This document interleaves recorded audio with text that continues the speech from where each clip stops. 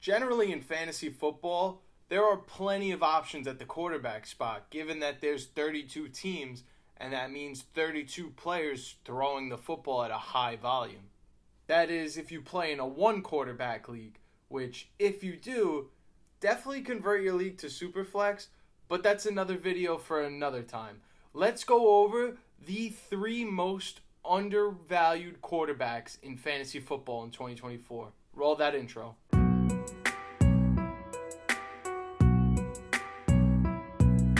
Coming in first on our list is Dak Prescott of the Dallas Cowboys, who's currently the QB9 on Underdog.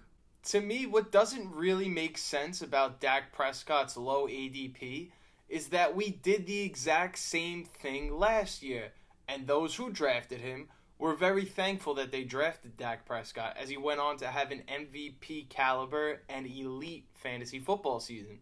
But now, fast forward to 2024, after he's put on quite an elite season in 2023, we're still somehow undervaluing him. If you don't know, the best part of the Dallas Cowboys offense is their passing attack, which mostly involves Dak and CeeDee Lamb. Last season, with the deficiencies at running back that are going to continue in 2024, the Cowboys last year were ranked 8th in passing attempts, 1st in passing touchdowns, and 3rd in passing yards. So with all of that said, and no real reason to predict or assume that they're going to run the ball more this season, as they were a very successful offense last season solely throwing the football, Dak at QB9 just doesn't make any sense to me, and it continues to be a value in 2024. Moving on to the next quarterback, that would be Tua Tagovailoa, who comes in at the QB 15 this season.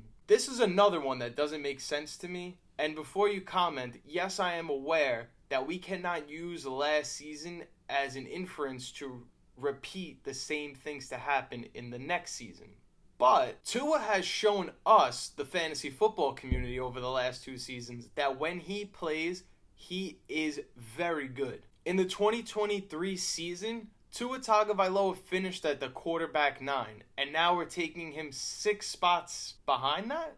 There's no doubt that his injury history and his injury risk, along with his contract negotiations going on right now, are impacting his ADP in a negative way. But what if I told you over the last 2 seasons, injured or healthy, Tua Tagovailoa has put up top 10 fantasy quarterback numbers, and we're ranking him a quarterback 15, behind guys who haven't even played a single snap yet. In 2022, despite playing only 13 games, and 13 games before 2023 was the most he's played in a single season, Tua finished as QB 10 in terms of fantasy points per game, which is still really good. Tua also finished 2022, despite missing 4 games, as the QB 15. So if we're going to say that injury is a part of why we're not going to draft him higher, his floor with injuries, granted if he plays most of the season, is still what you're drafting him for, QB 15. Tua will continue to be a top 10 quarterback in fantasy in 2024, so as long as he doesn't get injured. And what better way to get a top 10 quarterback in the draft than waiting for the end of the draft after 14 other quarterbacks have already been selected. And finally, the last quarterback that is being way too undervalued in fantasy this season is Jared Goff, who comes in at the QB 16 right after Tua. Now let's have a real conversation here about Jared Goff. Is he the most underappreciated quarterback in the NFL currently?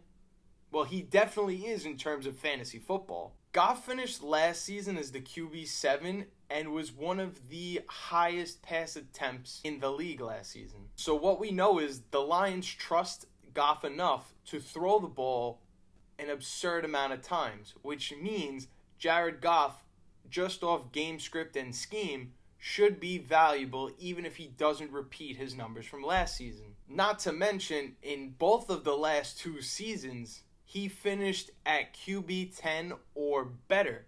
So we know at QB 16, we're automatically getting a QB1 type of value. Brock Purdy this season is being drafted 2 rounds before, or picture this, 24 players ahead of Jared Goff, even though last season Brock Purdy finished with just under 4 fantasy points total more than Jared Goff. That is quite the disparity between the two quarterbacks. Despite the experts not believing that Jared Goff is even a top 12 quarterback, like I mentioned previously, he has shown us over the last 2 seasons, once he's gotten comfortable in the Lions offense, that he is a top 10 quarterback, but we're going to rank him at 16.